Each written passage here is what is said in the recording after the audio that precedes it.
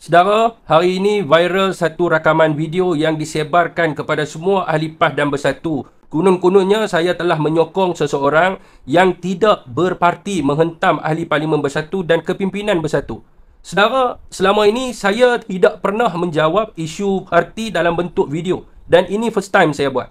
Saudara dan saudari, video yang viral itu tidak diambil daripada konteks yang sebenar ataupun ucapan yang penuh. Di mana saya mengatakan di akhirnya, di mana semua ketua penerangan Parti Bersatu, kenapa hanya segelintir saja yang mempertahankan institusi Presiden dan juga MP-MP Bersatu.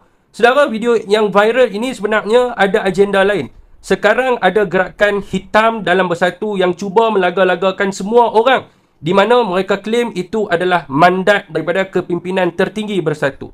Dan saya secara langsung terlibat dalam perbincangan awal kumpulan ini dan saya keluar kerana saya nampak sangat terpesong dan dia akan memecah belahkan ahli Bersatu. Dan saya nak tanyalah kepada ahli Bersatu yang di bawah ni, anda pernah dengar tak propaganda yang tersebar sekarang di mana ada pihak mengatakan semasa langkah Sheraton berlaku, Tan Sri Presiden berjanji kepada seseorang untuk menjadikan beliau sebagai Perdana Menteri dan Presiden Bersatu. Namun ada yang tidak bersetuju, iaitu White House lah, yang tidak bersetuju kerana ketamakan beliau nak jadi Perdana Menteri, di mana beliau sedang menyusun gerakan untuk menggulingkan Presiden. Saudara, mereka juga mengatakan bahawa seluruh ahli Bersatu perlu mempertahankan Presiden hanya sehingga PRU ke-16 agar orang-orang mereka menjadi ahli Parlimen dan pemilihan Bersatu berlaku. Selepas itu pertukaran Presiden dapat dilakukan secara demokrasi.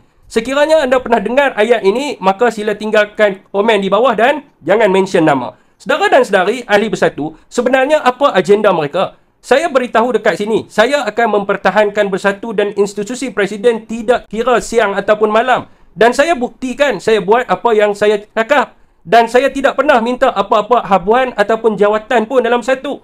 Dan agenda mereka ini berjaya kerana ada satu orang bodoh daripada negeri di Kelantan sana, yang dia inilah yang menampakkan seseolah macam ada orang yang cuba nak menggulingkan Presiden. Dan saya nak tanya, selepas ahli Bersatu dengar semua ini, apakah reaksi anda? Adakah mereka ini jujur dan ikhlas ataupun mereka ini ada agenda yang tersembunyi?